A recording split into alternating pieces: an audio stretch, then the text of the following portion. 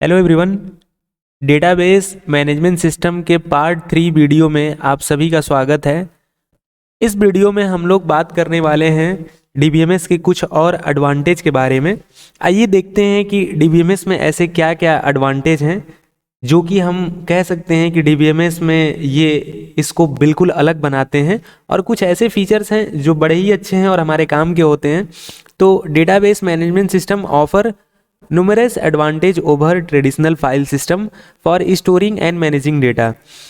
दोस्तों, हम लोग ट्रेडिशनल फाइल सिस्टम की बात करते हैं तो आप सभी को पता होगा कि पुराने टाइम पे जो हम लोग मैनुअली कॉपी में रजिस्टर में नोट करके अपने डेटा को रिकॉर्ड करते थे, उन सारी चीज़ों को ट्रेडिशनल फाइल बेस्ड सिस्टम कहा जाता है।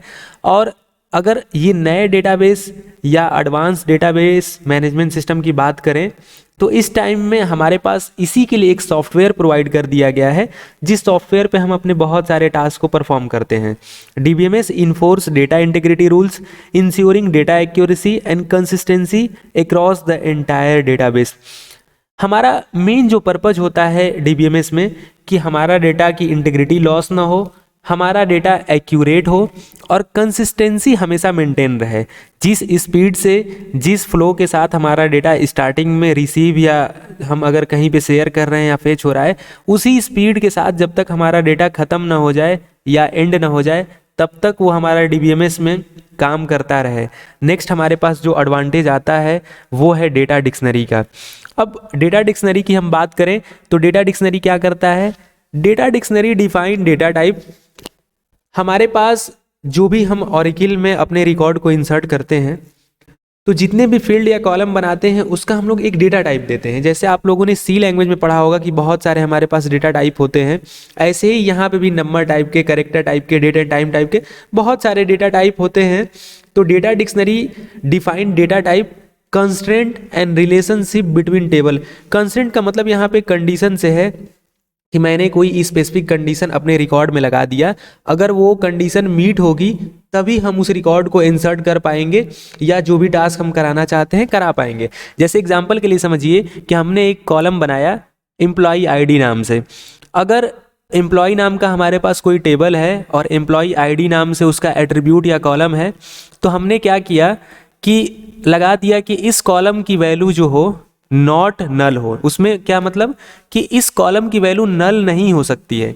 जैसे और अगर लाइव एग्जांपल से समझें, रियल लाइफ एग्जांपल से समझें, तो मैंने कहा कि अगर किसी स्टूडेंट के पास प्रॉपर आईडी कार्ड होगा, उसका फीस जमा होगा, तभी मेरे क्लास में वो एंटर कर सकता है। तो मैंने एक कंडीशन लगा दिया, अगर आपके पास नॉलेज होगा तभी आप उसको अच्छे से डिलीवर कर पाएंगे, अगर आप कायदे से पढ़ाई करेंगे तभी आप एग्ज़ाम में अच्छे नंबर ला सकते हैं।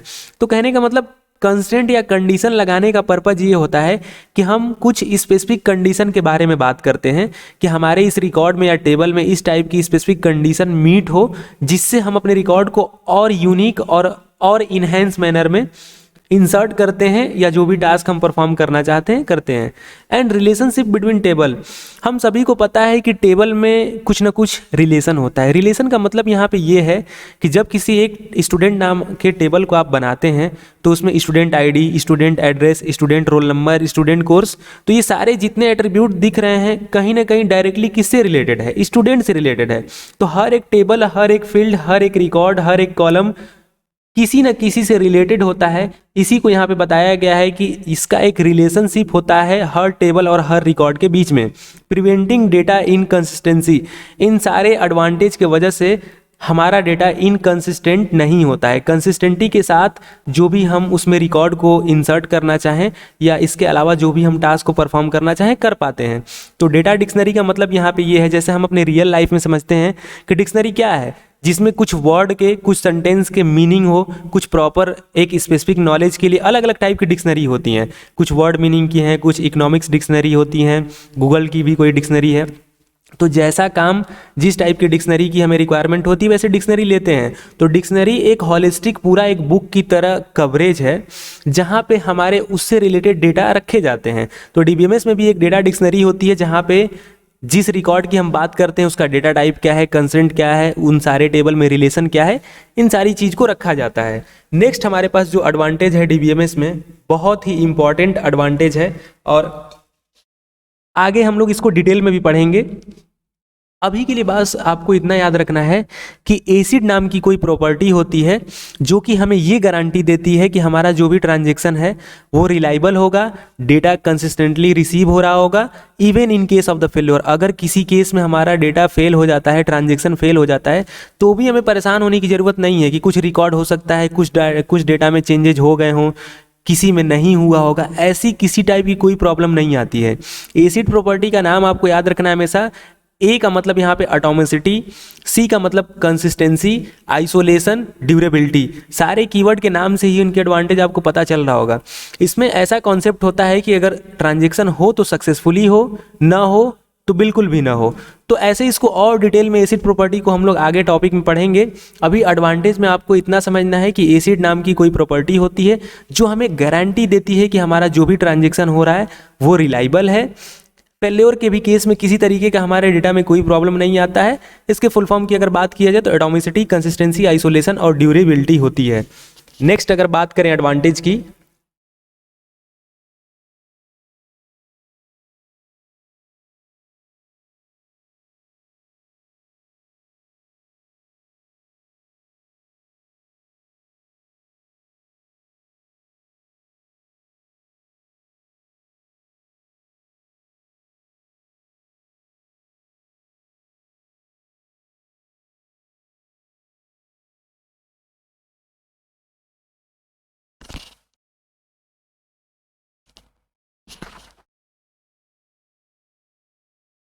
तो हमारा डेटा का जो सिक्योरिटी है ये इन्हेंस कर देता है।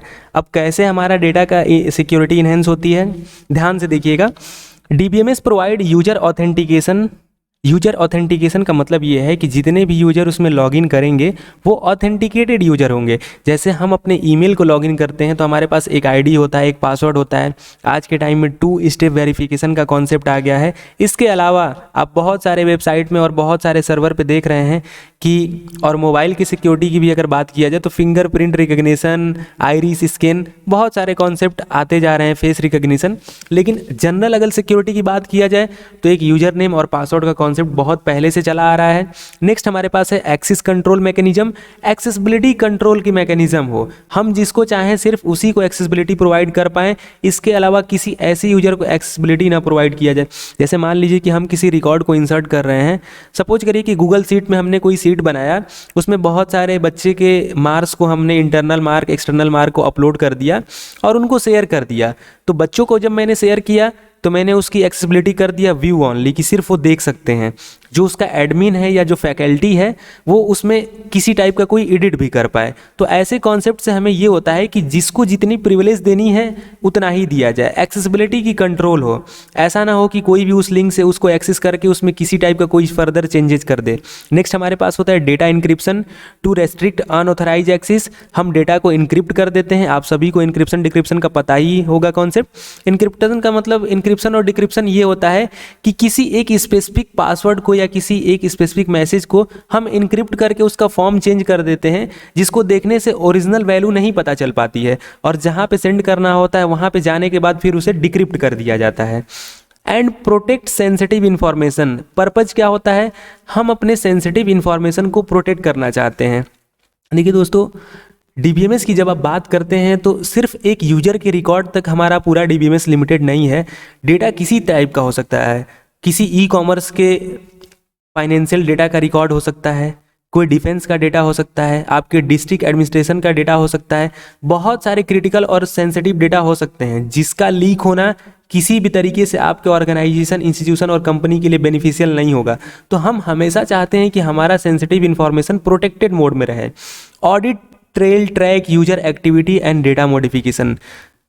ऑडिट ट्रेल का मतलब यहाँ पे ये है, जैसे अकाउंटेंसी में आप सभी लोगों ने सुना होगा कि हम जब जर्नल एंट्री बनाते हैं, उसका लेजर बनाते हैं, बैलेंस शीट बनाते हैं, तो चार्टेड अकाउंटेंट से हम अपने पूरे बैलेंस शीट का या पूरे अकाउंट का एक ऑडिट कराते हैं। ऐसे गवर्नमेंट का भी डेटा का ऑडिटिंग होता है, उसके लिए रिस्पॉन्सिबल अथॉरिटी जो होते हैं कंप्यूटरेबल ऑडिटर जनरल, जिसको हम सीएजी भी कहते हैं।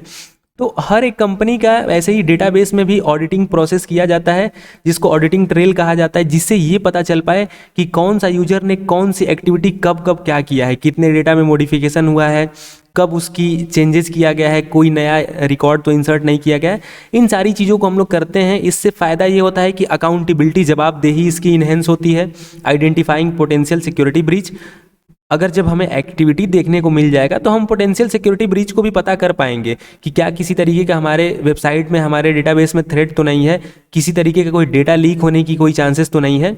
उन सारे एक्टिविटी से, उनके लॉग फाइल से इन सारी चीज़ों को आइडेंटिफाई करके हम अपनी सिक्योरिटी को और मजबूत करते हैं कि फर्दर हमारा डेटाबेस में किसी तरीके का सिक्योरिटी अटैक या कोई डेटा लूज जैसी या डेटा थ्रेट जैसी कोई चांसेस ही न रहे। नेक्स्ट हमारे पास आता है backup and disaster recovery option. Ensure data availability even की in case of the system failure और साइबर अटैक। अगर हमने पहले से ही बैकअप और डिजास्टर रिकवरी ऑप्शन को इंश्योर किया है, तो अगर हमारा by the way system failure भी हो जाता है, कोई साइबर अटैक भी हो जाता है, तो हम अपने डेटा को रिकवर आसानी से कर पाएंगे। तो हर एक डेटाबेस में हम रिकवरी का कॉन्सेप्ट जरूर कोशिश करते हैं। और अपने नॉर्मल यूजर में आप देखिए, जैसे गूगल में आपने अपने कोई डेटा को स्टोर किया है या मोबाइल में ही कोई डेटा को स्टोर किया, तो उसका भी हम लोग बैकअप बना के रखते हैं कि बाद में हम उसको आसानी से रीस्टोर कर पाएँ। और डेटा लूज की अगर बात किया जाए तो किसी तरीके से हो सकता है। कई बार हम सभी को पता है कि कुछ ऐसे नेचुरल कैलामिटी आ जाती हैं, कुछ ऐसी हैपनिंग मिस हैपनिंग हो जाती है जिससे अनइंटेंशनली हमारा डेटा लूज होने के चांस होते हैं। कुछ हमारे सिक्योरिटी पैरामीटर ख़राब होने की वजह से हमारे वेबसाइट में या डेटा में साइबर अटैक भी होने के चांस रहते हैं। तो इस केस में backup and disaster recovery option बहुत ज़्यादा हेल्पफुल हो जाता है। तो एडवांटेज ऑफ डीबीएमएस में इनहेंस डेटा सिक्योरिटी के अंदर में इतना हम लोग रखते हैं। नेक्स्ट पार्ट में कुछ और एडवांटेज के बारे में समझेंगे। इसके बाद फिर फर्दर ऐसे ही हम अपने डेटाबेस मैनेजमेंट सिस्टम को पार्ट बाय पार्ट कंप्लीट करेंगे। तो इस वीडियो में इतना रखते हैं। देखने के लिए बहुत बहुत धन्यवाद। जय हिंद, वंदे मातरम।